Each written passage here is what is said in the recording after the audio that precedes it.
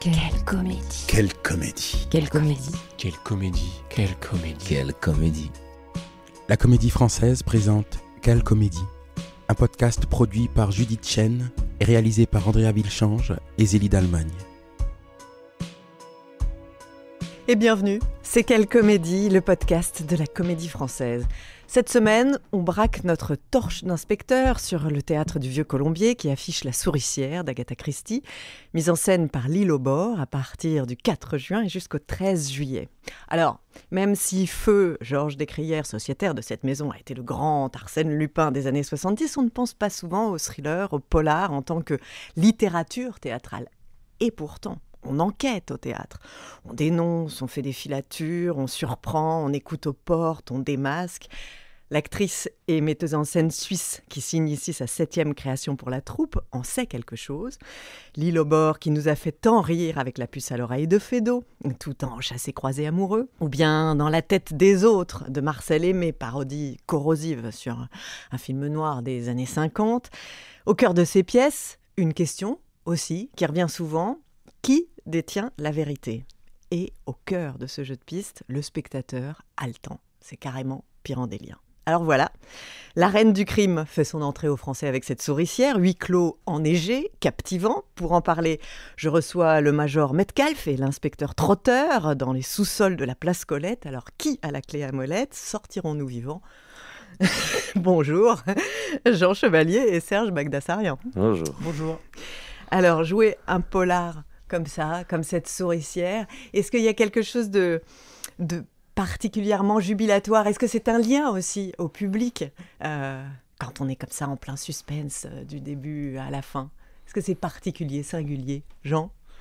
Ouais, c'est particulier parce que du coup on est en train de construire une enquête que Agatha Christie a déjà toutes les ficelles de ce qui va se passer, mais le public ne le sait pas encore. Du coup on construit une enquête avec des spectateurs qui sont présents. Du coup il y a un truc qu'on est en train de vivre en groupe qui est hyper excitant. Oui, c'est presque... Agatha Christie, c'est presque un théâtre de genre. C'est-à-dire comme au cinéma, on a du cinéma de genre. Là, Lilo, elle fait très bien ça. Elle l'avait fait avec La tête des autres. Elle le fait souvent dans ses mises en scène. Elle s'attache beaucoup à une ambiance, une atmosphère très prégnante. Et là, c'est encore le cas avec une maison anglaise isolée dans les années 50-60, je dirais à peu près. Hein. Et, Suisse. Oui, On arrive toujours à retrouver des skis. Enfin, mais pas toujours, il y a mais- toujours des skis, il y a toujours de la neige. Souvent, il fait très mauvais. Enfin bon, voilà. Oui, il y a d'abord... Il y a Agatha Christie, puis il y a Lilo Bord aussi. Hein. On est en train de tresser des ponts entre les deux, entre deux imaginaires, un impératif policier, un impératif d'ambiance de polar, et puis l'univers complètement détaché, libre de Lilo, magnifique. Vous vous retrouvez avec Lilo, Serge, à avoir traduit cette souricière. Vous avez tous les deux un rapport à l'Angleterre très fort, parce que vous avez enseigné l'anglais. Oui. Elle a beaucoup joué avec Katie Mitchell, avec Simon McBurney, Oui. Peter Brook. Tout ça, c'est une certaine galaxie, c'est un certain esprit, un certain humour aussi. C'est l'attachement qu'on a à ce qu'on appelait la civilisation anglo-saxonne, on l'appelle plus comme ça maintenant, mais dans les études. Mais oui, c'est une certaine forme d'esprit, un humour que les Français aiment découvrir, mais qui n'est pas forcément leur. Une façon d'aborder la vie, un œil un peu désabusé sur les choses, qui est très agréable à retrouver. Et donc Lilo, on a ça en commun. Moi, de par les études, et puis elle, par rapport à son parcours magnifique. Et donc, oui, on s'est retrouvés là-dessus. Et puis, elle me l'a demandé parce que je crois qu'elle avait envie... on a un beau parcours de compagnonnage ensemble. Et puis, bon, ça s'est trouvé de manière assez naturelle, quoi. Oui, justement, quand même, pour redonner un peu cette galaxie de compagnonnage avec Lilo, avant d'en venir à cette traduction et à ce texte, etc.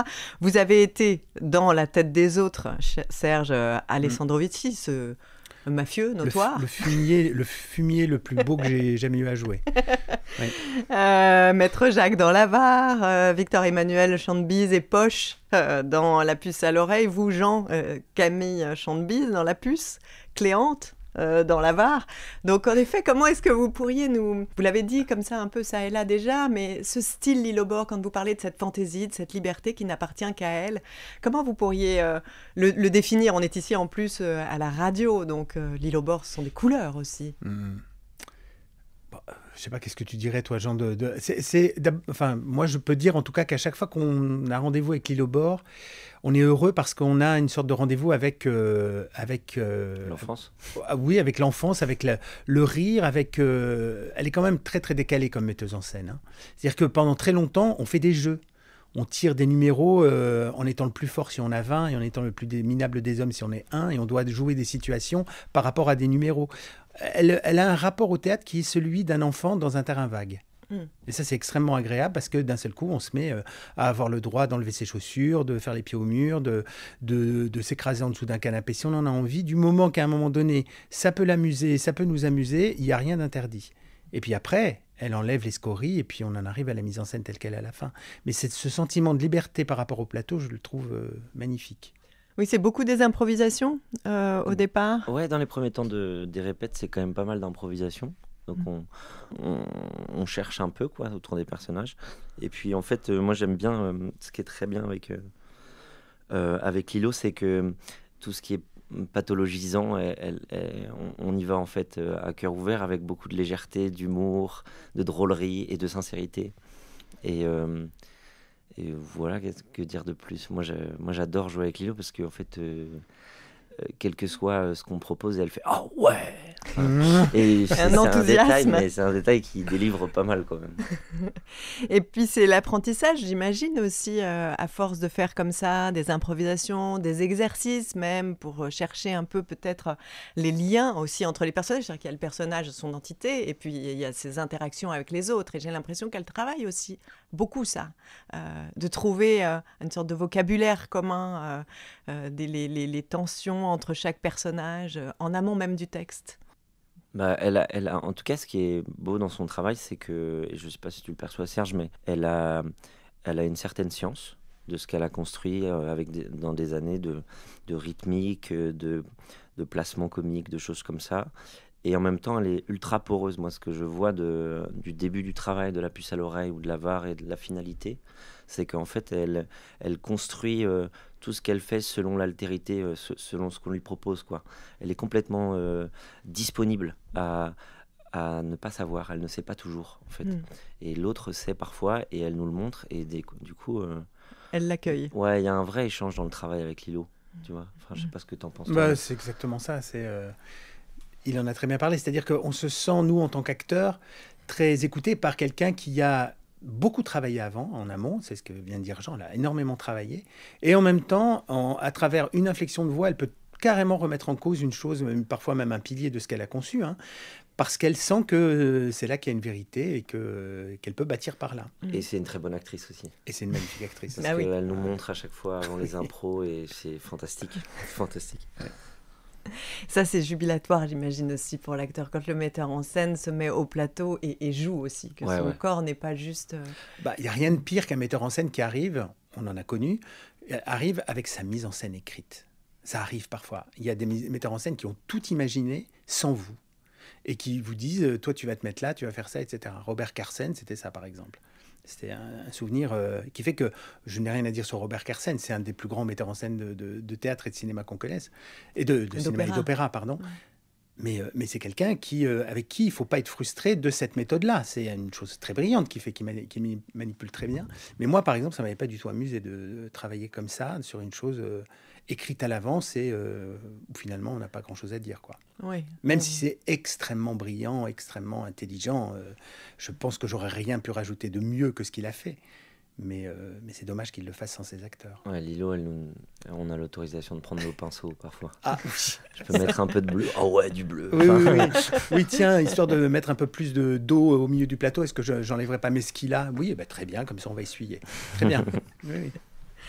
Alors, vous avez traduit donc avec Lilo cette pièce, quand même, parler de cette pièce 1947 qui découle d'une nouvelle. Oui, elle a d'abord écrit la nouvelle. Oui. Elle a d'abord écrit la nouvelle et ensuite une pièce. C'est quoi les écueils quand on traduit ? À quoi il faut faire le gros écueil, ça serait la tentation de lire d'autres traductions. Il faut partir du texte. Et après, confronter ça, si on en a envie, confronter sa traduction à celle des autres, c'est toujours intéressant. Là, il en existait une avant qui était celle de Ladislas Chola, Et peut-être qu'il en existait d'autres d'ailleurs, je ne sais pas. Mais du point de vue du théâtre, en tout cas, il y avait cette adaptation-là. Mais voilà, on est parti de l'original, évidemment. Et ensuite, le deuxième écueil, c'est de vouloir rajouter des choses qui n'y sont pas. Des choses qui nous tenteraient du point de vue de tiens, est-ce qu'on n'appuierait pas ce côté mauvaise cuisinière de Molly, est-ce qu'on n'en ferait pas plus sur le côté un peu dégoûtant du repas, etc. Non, il y a déjà suffisamment de choses où elle est très contente de dire que pour le repas du soir, elle va servir du corned beef, c'est très bien. Ça pas en rajouter. Pas trop en rajouter, et puis c'est diablement bien écrit, quoi. Il n'y a pas besoin de rajouter des choses et puis la tentation de couper aussi trop tôt. Ça aussi, on se dit toujours, mais ça, c'est intraduisible, etc. C'est notre responsabilité après de traducteur de rendre la chose abordable. Mais là, pour le coup, il n'y avait rien qui soit complètement hors de portée de la traduction en français, du passage en français. Donc, c'était assez facile à traduire. Et quand on joue, quand on interprète un texte qu'on a traduit, est-ce que c'est un texte qui vous appartient différemment ? Ah bah oui. Et c'est pour ça qu'on ne s'interdit pas. Il faut d'abord le passage par l'acteur. Et chaque acteur, tous les acteurs nous ont dit ça... je ne vais pas bien le dire, est-ce que ça vous va si je le fais autrement ? Et en général, presque à 100%, les acteurs ont raison. Donc moi, je ne me suis pas interdit d'ailleurs par moment, parce que quand j'ai traduit, je ne me suis pas dit, tiens, je vais le jouer comme ça. Je l'ai traduit du mieux possible. Et après, moi, en l'apprenant, il y a des choses que j'ai transformées aussi dans ma propre traduction. Et tous les acteurs ont fait la même chose. Oui, donc c'est quand même aussi une manière de partager à nouveau. C'est-à-dire qu'il y a à la fois la mise en scène de L'Île aux Bords qui vous invite à accueillir des idées, et puis le fait qu'on soit en train de traduire aussi cette pièce, c'est une sorte de double liberté. Il y a aussi dans cette pièce qui revient, qui va faire partie aussi évidemment de la tension de la pièce, une chanson qui va être jouée ça et là, qui va être chantée ça et là, et que vous avez laissé, je crois, en anglais. Oui, parce que la version française, elle était... Three Blind Mice, ça devenait 3 petites souris aveugles. 3 souris aveugles. 3 souris aveugles, c'est pas... Et puis, ça sonne pas bien. Il y a quelque chose à un moment donné où le fait qu'on aime autant les chansons en anglais et qu'on les traduise pas parce qu'elles sont splendides en anglais, et qu'on se dit que d'une certaine façon... ça swing en anglais, c'est pareil, même pour les chansons pour enfants, quoi. Ça tenait pas la route du tout, donc on l'a laissé en anglais. Et pourquoi vous souriez à l'idée de cette chanson, Jean ? Parce que j'ai une diction anglaise affreuse. Et du coup, ça les fait beaucoup rire. Et comme je joue l'inspecteur trotteur, il y a des moments où je dois quand même être assez clair et ferme sur les questionnements, mais du coup, j'ai une réaction. Tu travailles bien. Ouais, je travaille. Magnifique. Three blind mice. Pas mal, non ? On est super. On est très bien. Cette pièce, c'est un succès depuis 1952 à Londres. Ouais. Je crois que ça ne désemplit pas. Non. Vous êtes allé la voir ? Non. non, je ne l'ai pas vue parce que je vais souvent en Angleterre, mais je n'y suis pas allé depuis qu'on m'a annoncé que j'allais jouer cette pièce. Mais sinon, bien sûr que j'y serais allé. Parce que ça m'intrigue énormément. Une pièce qui tient comme ça l'affiche depuis plus de 70 ans. C'est un peu la cantatrice chauve. Exactement, c'est l'équivalent. Et la mise en scène n'a pas bougé. Enfin, c'est la même chose. Donc il y a une dimension de... Je me dis, mais ça doit être fascinant de voir la pièce telle que l'a vue Agatha Christie. En plus, quand même, il faut savoir qu'elle l'a traduite au théâtre pour faire un cadeau à... Oui, à son petit-fils, j'ai vu ça. Oui, c'est pas mal comme cadeau. Ah c'est génial, puisque quand on voit les droits qui touchent là-dessus, les royalties, c'est formidable. Pas besoin de travailler, merci grand-mère. Merci grand-mère. Vous êtes d'ailleurs tous les deux, est-ce que vous étiez avant ça lecteur d'Agatha Christie ou pas particulièrement ? Moi non, on m'avait donné 10 petits nègres quand j'avais 19 ans. C'est le seul Agatha Christie que j'ai lu. Ouais. Et c'est tout.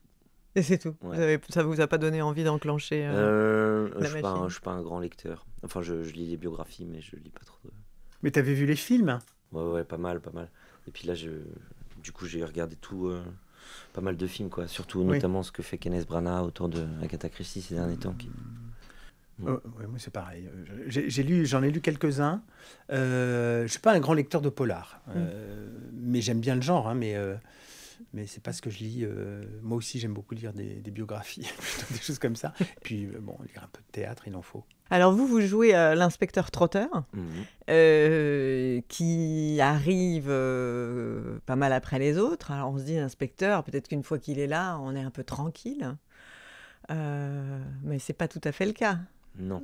Non, bah non. Il est assez joyeux. Enfin, moi, en le lisant, je me disais que c'était un personnage assez très investi, mais avec quelque chose d'assez joyeux.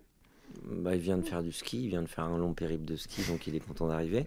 Après, il met en place l'enquête policière, donc c'est pas totalement léger, quoi, parce qu'il y a quand même quelqu'un qui risque d'être tué. Donc il vient avec quand même un peu de... Oui, et puis il dit tout de suite qu'il vient protéger, surtout. Oui, c'est ça. Il vient protéger, il mène l'enquête de manière aussi très, très virtuose, quoi. Il fait avancer tout le temps.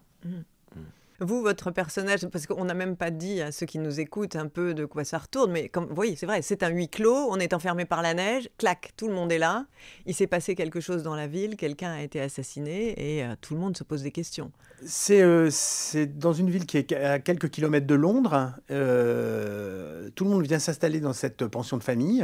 Voilà, il y a une dame un peu âgée qui vient là pour s'installer de manière un peu pérenne. Et puis d'autres personnages qui arrivent. Voilà, on en connaîtra les motivations au fur et à mesure de la pièce. Et puis on va être bloqué par la neige, effectivement. Et puis, heureusement, il y a un inspecteur de la police qui arrive pour nous protéger, pour nous annoncer qu'il y a eu un meurtre. Qu'on entend à la radio. Qu'on entend à la radio et qui est annoncé. Mais ce qui lie le meurtre à la maison dans laquelle il arrive, c'est qu'on a retrouvé un petit cahier, un petit carnet à côté du corps et qu'il y a deux adresses, l'adresse du premier meurtre à Londres et l'adresse de l'endroit où on se trouve de cette pension de famille. Voilà. Donc c'est pour ça qu'il arrive là. C'est chaud. C'est chaud. C'est chaud. Évidemment, on ne dira rien, mais il y a plusieurs thèmes quand même qui sont là. La justice, l'injustice, la peur, évidemment, avec tous ces ressorts. Oui, puis le fait aussi de savoir quelles pourraient être les motivations de chacun. C'est-à-dire que dans tous les Agatha Christie, à un moment donné, quelqu'un a une bonne raison de faire un meurtre. Ce qui est fou quand même. On se dit, mais comment ça évidemment, c'est lui, puisque c'est cette motivation. Et puis après, on se dit, mais c'est elle, c'est sûr. Et puis après, on se dit, mais c'est peut-être qu'il y a plusieurs personnes qui ont tué. Enfin, voilà. En plus, chez Agatha Christie, on a eu toutes les versions. On a eu hommes, femmes, des groupes qui se mettaient à assassiner ensemble. Donc, le spectre est vraiment très, très ouvert. Tout le monde se suspecte. Oui. Oui, même... Il y en a même qui disent enfin, qui disent quasiment eux-mêmes une forme de culpabilité. Oui, c'est ça. Et c'est pour ça que c'est très difficile pour les gens qui découvrent la pièce de ne pas être déstabilisés. Parce qu'à un moment donné, je pense qu'on doit changer au moins 3 fois de suspect. Vraiment. Vraiment. C'est trop parlant à certains moments pour se dire mais ça peut pas être quelqu'un d'autre que lui ou quelqu'un d'autre qu'elle ou ce couple-là. Enfin, on se dit à un moment donné, voilà, les raisons sont là, quoi. Et en plus, elle vient jouer sur un truc qui est jouissif. C'est si tu creuses sur chacune des personnes, il y a toujours un endroit où on a quelque chose à se reprocher. Du coup, il y a cette sensation-là est intéressante chez Agatha Christie puisque elle bouleverse tous les personnages un par un. Ouais, et ça rend le spectateur extrêmement actif. Oui, je pense que, enfin, c'est pas un hasard si cette pièce, elle est restée à l'affiche aussi longtemps et elle y est encore. C'est que vraiment, à un moment donné, si on joue le jeu de ne pas spoiler après, de ne pas divulgacher auprès des futurs spectateurs ce qu'on sait, on y prend un plaisir, le plaisir premier du polar, quoi. Oui. Il y a un rythme aussi qui est très... L'île au bord. Oui, ça va à fond la caisse avec Lilo. Tout le temps. Et je pense qu'en plus, comme elle est passée par Feydeau, qui lui a dit c'est bien, vas-y, continue. Non, et puis Agatha Christie impose quand même, c'est ce qu'on voit sur les répètes, ça impose une rythmique, une précision, un peu à l'anglaise d'ailleurs. Pour les jeunes acteurs qui nous écoutent, L'acteur et la cible de Donnellan, par exemple, c'est un bouquin quand j'étais jeune acteur, ça m'avait fait beaucoup de bien. Les acteurs anglais ont cette science d'envoyer la flèche à des endroits précis. Et Agatha Christie, elle le fait avec tellement de précision, c'est paf, paf, paf, paf. Et ça avance, ça va vite. Et Lilo, elle s'empare de ça. Lilo, Et après, c'est aussi, dans ces cas-là, un jeu d'écoute aussi, évidemment, entre vous. Parce que ce rythme-là, c'est parce qu'on s'écoute, c'est parce qu'on respire ensemble, qui s'ajuste. Et puis, elle nous a dit, dès les premières répétitions, elle nous a dit, c'est du Feydeau.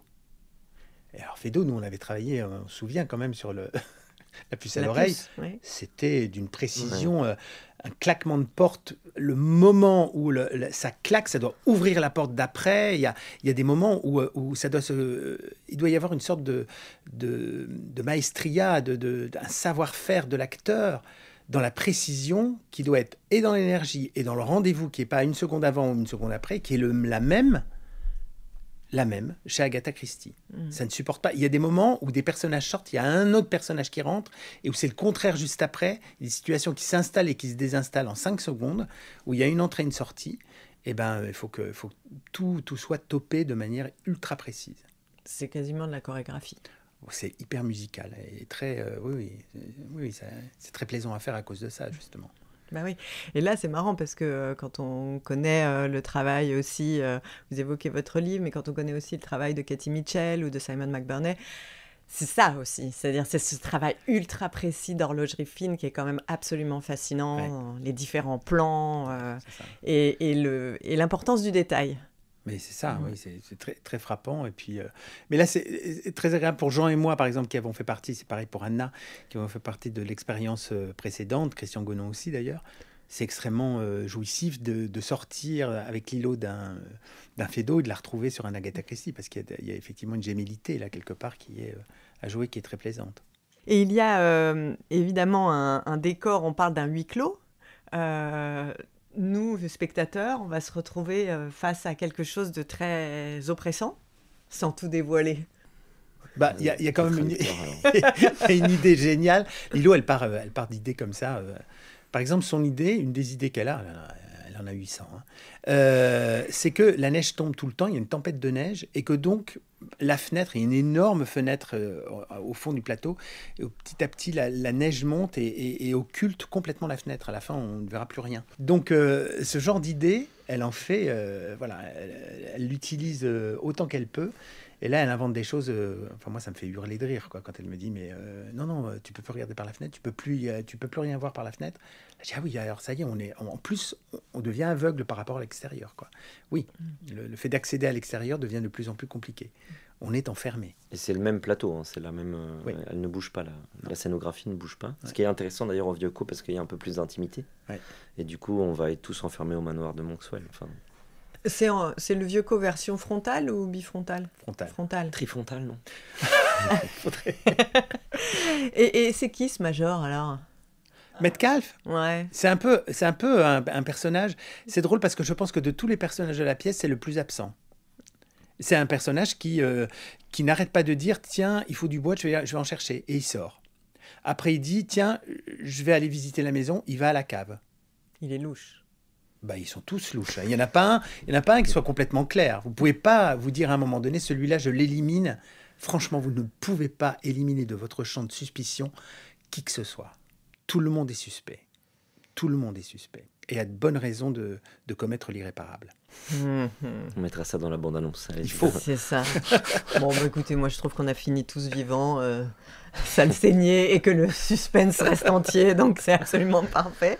Un grand merci à tous les deux d'être venus, et je tiens aussi à noter que diffusé le 2 juin, il y aura le grand entretien par Bélindola de L'Île au bord. Donc évidemment, pour parfaire ce portrait, écoutez le 2 juin, semaine du 2 juin, ce portrait de L'Île au bord. Merci beaucoup à tous les deux et à très vite pour le suspense. À bientôt. À bientôt. C'est la fin de cet épisode, réalisé par Andrea Vilchange et Zélie d'Allemagne. On se retrouve lundi prochain, 8h, avec un nouvel épisode de Quelle comédie. En attendant, bonne semaine à toutes et à tous avec la Comédie Française.